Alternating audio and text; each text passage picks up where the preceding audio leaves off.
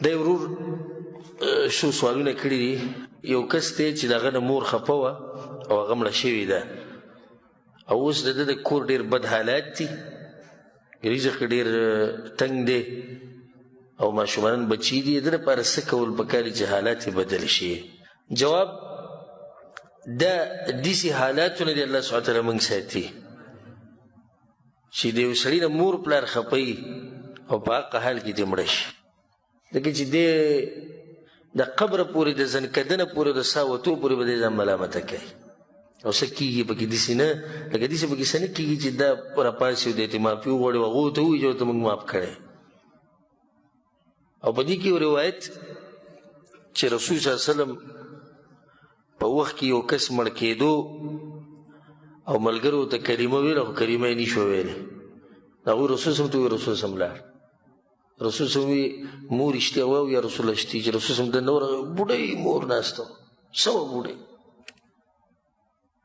ده ترې خفه وه، مخ یې اړولی و او د زوی په دې خبره رسول صلی الله علیه وسلم ته معافي کوه، نه یې معاف کوه.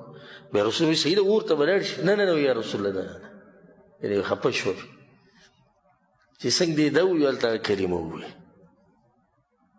نو کلمه ورته نصیب شو.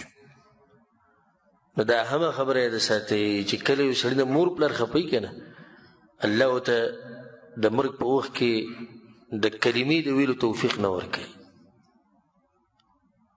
نو بیا د کومو نه چې په هغه حال کې تلي، ما ته پته چې دې ډېر غټ سوچ او فکر به یې د دغه ورور سره چې اوس زه څه وکړم. نو اوس دا کول پکار دي چې د دې ګناه توبه هغه ته الله سبحانه وتعالی طرف ته رجوع وکړي، وجاړي، بار بار الله نه دغه سوال وکړي چې الله ما معاف کړه، دا خطا زمانه شي، دا ګناه زمانه شي، په مخه یعنې دا خپل یو طریقه جوړ کړي چې دعا غواړي دا پکې غواړه او الله مهربانه باچا دی ورو دي بخي. دویمه ده چې دغه مور چې کومه وفات شوې ده او د ملګري نه خفه وه، د هغې په نوم باندې د خیر کارونه وکړه، د هغې په نوم باندې چې ته صدقه جاریه، د هغې په نوم باندې بل څه داسې خیر او ښېګړې کاري نو هغه وکړه. درېیمه ده چې الله سبحانه وتعالی د ټول کورنۍ رجوع کوي چې د کورنۍ حالت ټول خراب دي نو ټول د الله ته رجوع وکړي او عبادات ته نه پرېږدي، نمانځه اهتمام دې کوي، بچو له دیني تعلیم ورکوي، نو انشاءالله په کور کې به برکت راشي. دا ټولو ته نصیحت دی چې مور پلار مه خفه کوئ، ځکه چې د مرګ ژوند څه پته نه لګي. داسې هم کیدی شي چې تا نه لاړ شي، دا غټه خبره ده، او داسې هم کیدی شي چې ته ترې لاړ شي. په داسې حال کې چې تا راضي کړي نه دي او ته مړ شو، دا هم ګوره د سوچ خبره ده. لکه یوازې دا د سوچ نه ده چې مور پلار مړه شي او زما نه خفه وي، دا هم د سوچ خبره چې ته مړ شي او تا راضي کړي نه وي، نو ستا له طرف نه بیا څوک راضي کړي؟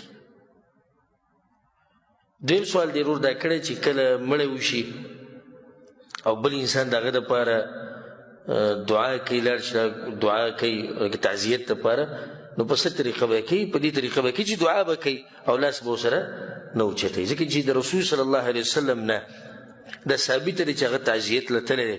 ډېر خلک وفات شوي دي په هغه وخت کې او رسول صلی الله علیه وسلم د هغوی دپاره دعاګانې غوښتي دي، خو په یو ځای کې دا نه ثابت چې رسول صلی الله علیه وسلم پکې لاسونه اوچت کړي وي.